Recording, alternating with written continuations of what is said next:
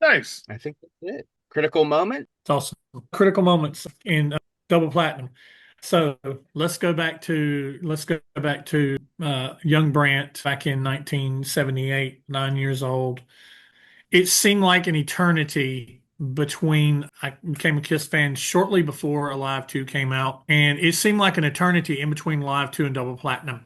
And I swear that I don't know if the timeline is right, but I swear remembering that when Double Platinum was coming out, that there was talks already that the band was working. Well, there was several rumors. The band was breaking up. The band was doing solo albums, and the band was working on a movie. And I'd heard a rumor, and I think it was just because they filmed Phantom at an amusement park, but that Kiss was going to start like an amusement park. There was going to be like a Kiss themed amusement park.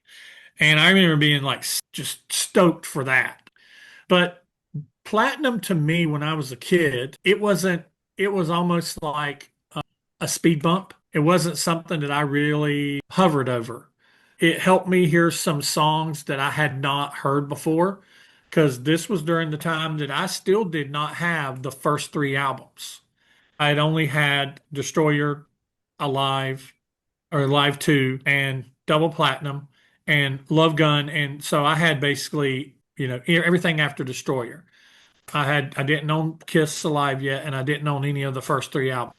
I didn't get those till like sometime during the solo album Dynasty era. So I was late to the early Kiss catalog. But it was kind of a speed bump for me. It's not one that I go back to and listen very often. I don't pop it in very often and listen to it. But when I do, I enjoy it. I think that to me, the biggest thing that this was critical for was this was the album that Sean Delaney went and mixed. I think he went over to Europe and mixed this. The band re-recorded Strutter 78. And then Sean Delaney basically took a lot of the master tapes and made some changes to some of the songs. We may go over some of those as we're going through. I don't know how deep in the weeds we're going to get, but this to me was mostly critical because I think this was the album that the label put out for two reasons. One, a double album counted as two releases, and the solo albums collectively counted as two releases. Kiss had signed this big, huge contract. So the solo albums themselves in their contract, two solo albums counted as one release, and a double album counted as two releases. So it helped them get a little further into their contract to oblige to their contract. And it also tied rabid fans because you have to remember this is when Kiss was coming off of Alive 2, their popularity and the merch and all the stuff that you see behind us and behind Rick and well that yeah, just one of those behind Rick, but in his room, in his Kiss museum vault, a lot of that came from the era and a couple of years after this era. And the fans were ravenous. They couldn't get enough. I remember being a kid, and it was like crack. You just couldn't get enough of it. And not that I've ever done crack, but and Not might be that a, there's might be a anything bad wrong with reference. that. Might be a bad reference.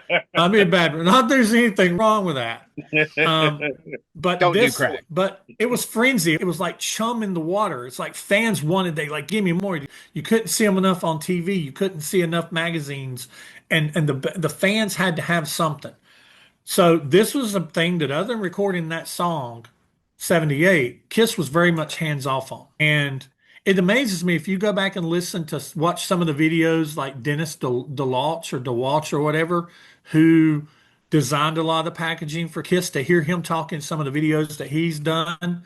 It's amazing to me how hands off Kiss was on their packaging. We think the Kiss was like all in it and in the office, and no, they actually weren't. They were a lot of times they didn't even know really what the album was going to look like until they saw like test presses of it. So this was something they were very much hands off of. It was something that was very much to tie fans over because the band was filming a movie. They were recording solos. They were kind of doing that simultaneously. Some stuff, they got that rumor where that false KISStory where it's like the solo albums were thought of while we were filming the movie. Okay, but then why does some of like Ace's, like Paul's album and Peter's album was recorded before filming started?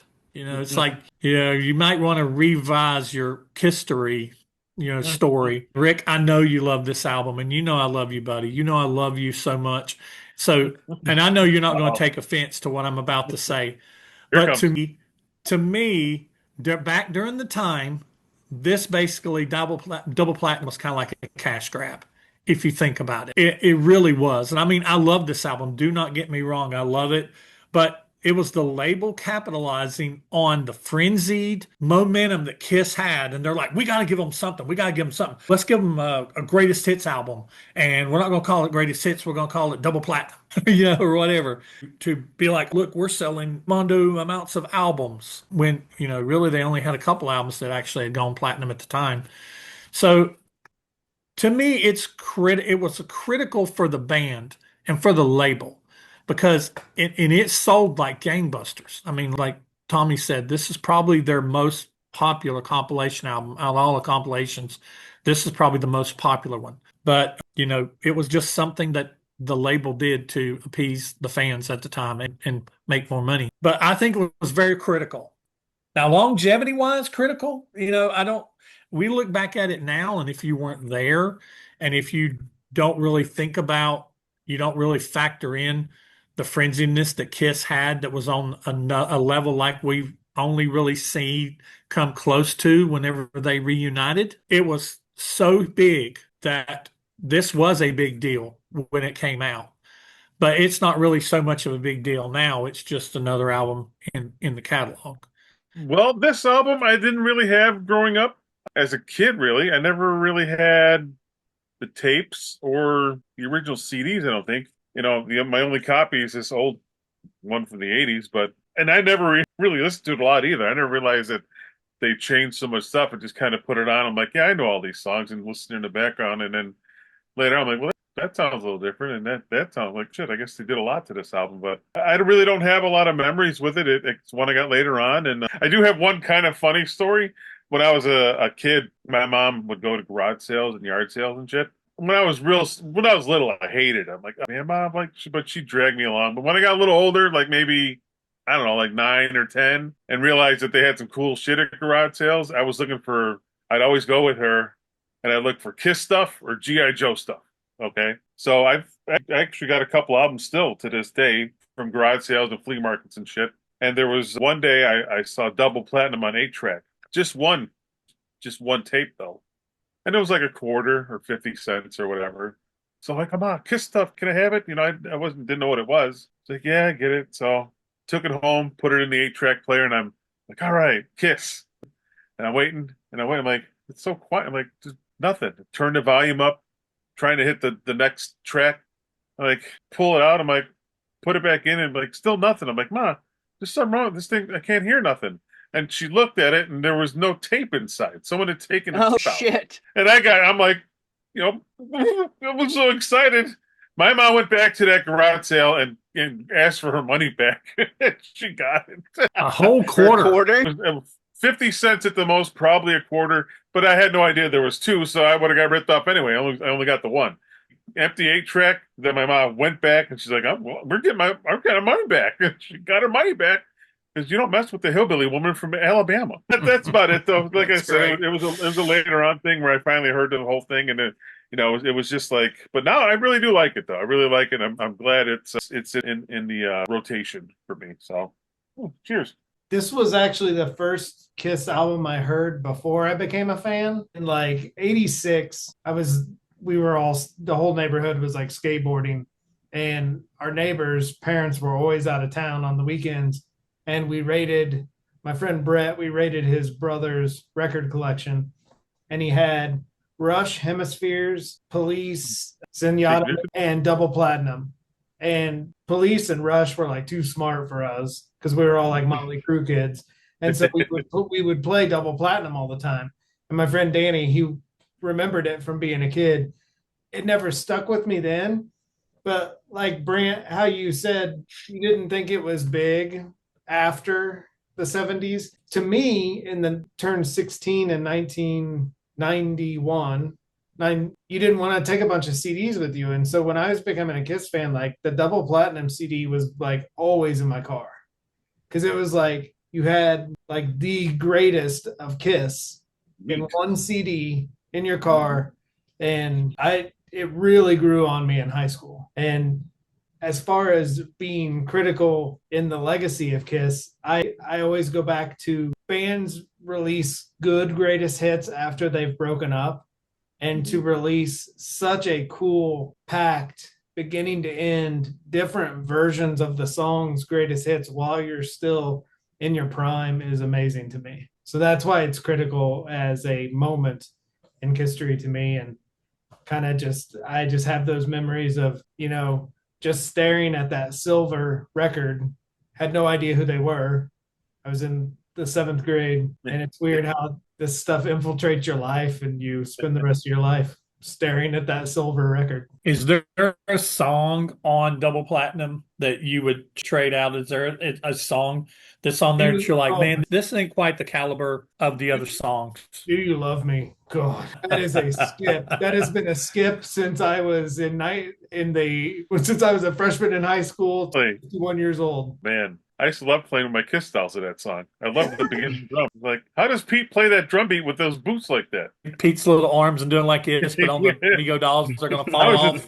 I was more fascinated with the boots and the pedals. Like, how's he play with those boots? He doesn't. Sorry to do this, but did it always have that they list Rock Bottom as a track on the inside? I always thought that was so weird. But not on the label. Yeah, it just says like Rock Bottom intro. Yeah. But really the Rock Bottom intro is 4 songs down at She. I just always thought that was it's weird. out of place. Yeah. Yep, and then for right. me, as far as critical goes, I've from the beginning of this show, I told the story. I had Alive 3 and Kiss My Ass. That was kind of not necessarily my introduction, because I saw Phantom of the Park when I was way younger than I should have been. And that's probably why I didn't like them as much as I did later on in the early to mid 90s. But Double Platinum came, I got Kiss Alive 3, Kiss My Ass. And then I had a cassette of Destroyer. And then I got the Greatest Kiss cassette. That was car only. That stayed in the car. And then when they did the remasters, Double Platinum was the first one I got, because I wanted all of those songs that I, kind of heard between those albums. And then Love Gun always being my favorite. I saw that was on there, even though it's weird, no other Love Gun songs appear on it. But it didn't hit me until after I got the other remasters, how different the tracks were. And like, even now I still find little things. And like, I sent you guys that video, and I know you guys have probably seen it. I know Rick had already seen it when I sent it, but I mean, just every little detail that guy went through to find Kiss isolated tracks on YouTube, to find what differences. And like the Calling Dr. Love one always stuck out to me, and we'll talk about them as we go. But yeah, as far as compilations go, and I mean, I like Killers, I like Smashes, but to me, this one's always a fun, like this, I put this record on when I'm cleaning house, when I'm folding laundry, stuff like that. This is my go-to, because it's a little bit of everything from the 70s era, before. So How old were you when you got the remasters? So I would have been 97. I was 10. That's awesome.